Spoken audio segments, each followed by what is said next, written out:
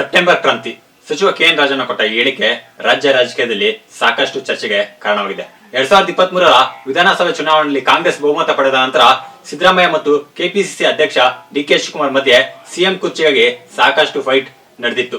ಆ ಸಂದರ್ಭದಲ್ಲಿ ಕಾಂಗ್ರೆಸ್ನ ಹೈಕಮಾಂಡ್ 50-50 ಅಧಿಕಾರದ ಸೂತ್ರ ಹಿಡಿದು ಮುಂದಿನ ಲೋಕಸಭೆ ಚುನಾವಣೆವರೆಗೂ ರಾಜ್ಯದಲ್ಲಿ ಯಾವುದೇ ಗೊಂದಲವಾಗಬಾರದು ಅಂತ ತಾಕೀತು ಮಾಡಿ ವಾಪಸ್ ಕಳಿಸಿತ್ತು.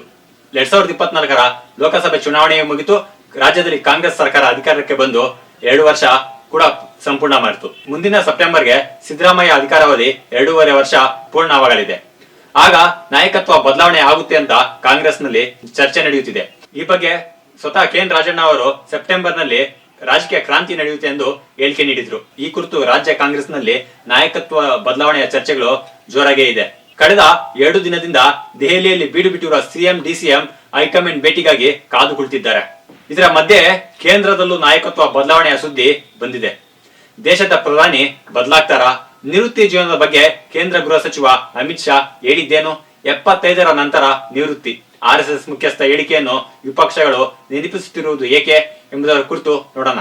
ಇದಕ್ಕೂ ಮುಂಚೆ ನೀವು ಇನ್ನು ಈ ಸಂಜೆ ನ್ಯೂಸ್ ನ ಸಬ್ಸ್ಕ್ರೈಬ್ ಮಾಡಿಲ್ಲ ಅಂದ್ರೆ ಈ ಕೂಡಲೇ ನಮ್ಮ ಚಾನೆಲ್ ನ ಸಬ್ಸ್ಕ್ರೈಬ್ ಮಾಡಿ. ರಾಜ್ಯದ ನಾಯಕತ್ವ ಬದಲಾವಣೆ ಚರ್ಚೆಗಳು ರಾಷ್ಟ್ರ ಮಟ್ಟದಲ್ಲಿ ಸದ್ದು ಮಾಡುತ್ತಿದೆ. ಆದ್ರೆ ಸೆಪ್ಟೆಂಬರ್ ಬಳಿಕ ಕೇಂದ್ರದಲ್ಲೂ ನಾಯಕತ್ವ ಬದಲಾವಣೆ ಆಗುತ್ತೆ ಎಂಬುದು ತೀವ್ರ ಕುತೂಹಲ ಮೂಡಿಸುತ್ತಿದೆ. ಕೇಂದ್ರದಲ್ಲಿ ಬಿಜೆಪಿ ಅಮಿತ್ ಶಾ ಜೋಡಿ ಅಧಿಕಾರಕ್ಕೆ ಬರುತ್ತಿದ್ದಂತೆ ಬಿಜೆಪಿಯಲ್ಲಿ ಸಾಕಷ್ಟು ಬದಲಾವಣೆಗಳು ಆದವು. ಪಕ್ಷ ಸಂಘಟನೆಗೆ ಹೆಚ್ಚು ಯುವ ನಾಯಕರನ್ನೇ ನೇಮಿಸಿ ಅವರಿಗೆ ಜವಾಬ್ದಾರಿಯನ್ನು ಕೊಟ್ಟರು. ಇದರ ಭಾಗವಾಗಿಯೇ ಬಿಜೆಪಿಯ ಹಿರಿಯ ನಾಯಕರಾದ ಎಲ್.ಕೆ. ಅಡ್ವಾಣಿ, ಮುರಳಿ ಮನೋಹರ್ ಜೋಶಿ, ಸುಮಿತ್ರಾ ಮಹಾಜನ್, ಮಿಶ್ರಾ ಸೇರಿ ಅನೇಕ ನಾಯಕರು ರಾಜಕೀಯ ನಿವೃತ್ತಿ ಪಡೆದರು. ರಾಜ್ಯದಲ್ಲೂ ಬಿ.ಎಸ್. ಯಡಿಯೂರಪ್ಪ ಸಿಎಂ ಸ್ಥಾನ ಕಳೆದುಕೊಳ್ಳಬೇಕಾಯಿತು. ತದನಂತರ ನಡೆದ ಚುನಾವಣೆಗಳಲ್ಲಿ ಹಿರಿಯ ನಾಯಕರಿಗೆ ಟಿಕೆಟ್ ಮಿಸ್ ಆಗಿತ್ತು. ಇದಕ್ಕೆಲ್ಲ ಕಾರಣ ಮೋದಿ ಅಮಿತ್ ಶಾ ಜೋಡಿ ತಂದ ಆ ನಿಯಮ 75ರ ನಂತರ ನಿವೃತ್ತಿ. ಹೌದು, ಈಗ ಚರ್ಚೆಗೆ ಕಾರಣವಾಗುತ್ತಿರುವ ವಿಷಯ ರಾಷ್ಟ್ರೀಯ ಸ್ವಯಂ ಸೇವಕ ಸಂಘದ ಮುಖ್ಯಸ್ಥ ಮೋಹನ್ ಭಗವತ್ ಹೇಳಿಕೆ. ನಾಗ್ಪುರದಲ್ಲಿ ನಡೆದ ಕಾರ್ಯಕ್ರಮವೊಂದರಲ್ಲಿ ಮಾತನಾಡಿರುವ ಅವರು, ಯಾರಾದರೂ ನಿಮಗೆ 75 ವರ್ಷ ತುಂಬಿದ್ದಕ್ಕೆ ಅಭಿನಂದನೆ ಸಲ್ಲಿಸಿದ್ದರೆ ನೀವು ಕೆಲಸ ಮಾಡುವುದನ್ನು ನಿಲ್ಲಿಸಬೇಕು ಎಂದರ್ಥ. ಇತರರಿಗೆ ಕೆಲಸ ಮಾಡಲು ಅವಕಾಶ ನೀಡಬೇಕು ಎಂದು ಒತ್ತಿ ಹೇಳಿದ್ದರು. ಇದನ್ನೇ ಅಸ್ತ್ರ ಮಾಡಿಕೊಂಡಿರುವ ವಿರೋಧ ಪಕ್ಷಗಳು ಅದನ್ನು ಪ್ರಧಾನಿಗೆ ಲಿಂಕ್ ಮಾಡುತ್ತಿದ್ದಾರೆ.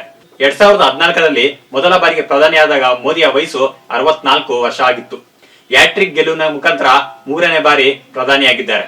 ಮುಂದಿನ ಸೆಪ್ಟೆಂಬರ್ 17ಕ್ಕೆ ಪ್ರಧಾನಿಯ 75ನೇ ವರ್ಷದ ಹುಟ್ಟುಹಬ್ಬ. ಬಿಜೆಪಿಯ ಆಂತರಿಕ ನಿಯಮದ ಪ್ರಕಾರ 75 ದಾಟಿದರೆ ರಾಜಕೀಯ ನಿವೃತ್ತಿ ಪಡೆಯಬೇಕು. ಅದೇ ರೀತಿ ಪ್ರಧಾನಿ ರಾಜಕೀಯ ನಿವೃತ್ತಿ ಆಗ್ತಾರಾ ಎಂಬುದು ಕುತೂಹಲ ಕೆರಳಿಸಿದೆ. ಈ ಬಗ್ಗೆ ಈ ಹಿಂದೆ ಬಿಜೆಪಿಯ ಹಿರಿಯ ನಾಯಕರಾದ ಸುಬ್ರಹ್ಮಣ್ಯಂ ಸ್ವಾಮಿ ಟ್ವೀಟ್ ಮಾಡಿ, ಮೋದಿ ಅವರು RSS ನ ಪ್ರಚಾರಕನ ಸಂಸ್ಕಾರಕ್ಕೆ ಬದ್ಧರಾಗಿ ತಮ್ಮ 75ನೇ ವರ್ಷದ ಹುಟ್ಟುಹಬ್ಬದ ನಂತರ ಸೆಪ್ಟೆಂಬರ್ 17ರಂದು ರಾಜಕೀಯ ನಿವೃತ್ತಿ ಘೋಷಿಸಬೇಕು. ಇಲ್ಲವಾದರೆ ವಿಧಾನಗಳಿಂದ ತಮ್ಮ ಪ್ರಧಾನಿ ಕುರ್ಚಿಯನ್ನು ಕಳೆದುಕೊಳ್ಳುತ್ತಾರೆ ಎಂದು ಹೇಳಿದ್ದರು. ಇನ್ನು ಶಿವಸೇನೆ ನಾಯಕ ಸಂಜಯ್ ರಾವತ್ ಪ್ರತಿಕ್ರಿಯಿಸಿ, ಪ್ರಧಾನಿ ಮೋದಿ ಅವರು ಅಡ್ವಾಣಿ, ಮುರಳಿ ಮನೋಹರ್, ಜಸ್ವಂತ್ ಸಿಂಗ್ ಅವರಂತಹ ದೊಡ್ಡ ನಾಯಕರನ್ನು ನಿವೃತ್ತಿ ಹೊಂದುವಂತೆ ಒತ್ತಾಯಿಸಿದ್ದರು. ಮೋದಿ ಈಗ ಇದನ್ನು ಅನುಸರಿಸುತ್ತಾರೋ ಇಲ್ಲವೋ ನೋಡೋಣ ಎಂದು ಹೇಳಿದ್ದಾರೆ. ರಾಜಕೀಯ ನಿವೃತ್ತಿ ಬಳಿಕ ಕೃಷಿಯಲ್ಲಿ ತೊಡಗಿಸಿಕೊಳ್ಳುತ್ತೇನೆ.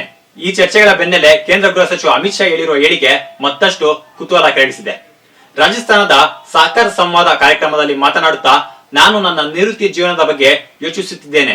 ರಾಜಕೀಯದಿಂದ ನಿವೃತ್ತಿ ಪಡೆದ ಬಳಿಕ ಮುಂದಿನ ಜೀವನವನ್ನು ವೇದಗಳ ಪಠನ, ಉಪನಿಷತ್ ಪಾರಾಯಣ ಮತ್ತು ಸಾವಯವ ಕೃಷಿಯಲ್ಲಿ ತೊಡಗಿಸಿಕೊಳ್ಳುತ್ತೇನೆ ಎಂದಿದ್ದಾರೆ. ಈ ಎಲ್ಲ ಬೆಳವಣಿಗೆಗಳನ್ನು ನೋಡಿದ್ರೆ ಸೆಪ್ಟೆಂಬರ್ ನಂತರ ರಾಷ್ಟ್ರ ರಾಜಕಾರಣದಲ್ಲಿ ಬದಲಾವಣೆಯಾಗುತ್ತಾ? RSS ಯಾವ ತೀರ್ಮಾನ ಮಾಡುತ್ತೆ? ಮೋದಿ ನಂತರ ಯಾರು ಪ್ರಧಾನಿ ಆಗ್ತಾರೆ ಎಂಬುದು ಚರ್ಚೆ ನಡೆಯುತ್ತಿದೆ. ಆದ್ರೆ ಈ ಬಗ್ಗೆ ಕಳೆದ ಲೋಕಸಭಾ ಚುನಾವಣೆಯ ಪ್ರಚಾರದ ವೇಳೆ ಅಮಿತ್ ಶಾ 75 ವರ್ಷಗಳ ಮಿತಿ ನಿಯಮ ಬಿಜೆಪಿಯಲ್ಲಿ ಇಲ್ಲ, ಮೋದಿ ಅವರು ತಮ್ಮ ಅಧಿಕಾರಾವಧಿಯನ್ನು ಪೂರ್ಣಗೊಳಿಸುತ್ತಾರೆ ಎಂದು ಹೇಳಿದ್ರು. ರಾಷ್ಟ್ರ ರಾಜಕಾರಣದಲ್ಲಿ ನಾಯಕತ್ವ ಬದಲಾವಣೆ ಆಗುತ್ತೋ ಇಲ್ಲವೋ ಗೊತ್ತಿಲ್ಲ. ಆದ್ರೆ ಬಿಜೆಪಿ ಕಾಂಗ್ರೆಸ್ ನಡುವೆ ವಾಗ್ಯುದ್ಧ ಮಾತ್ರ ನಡೆಯೋದು ಪಕ್ಕಾ.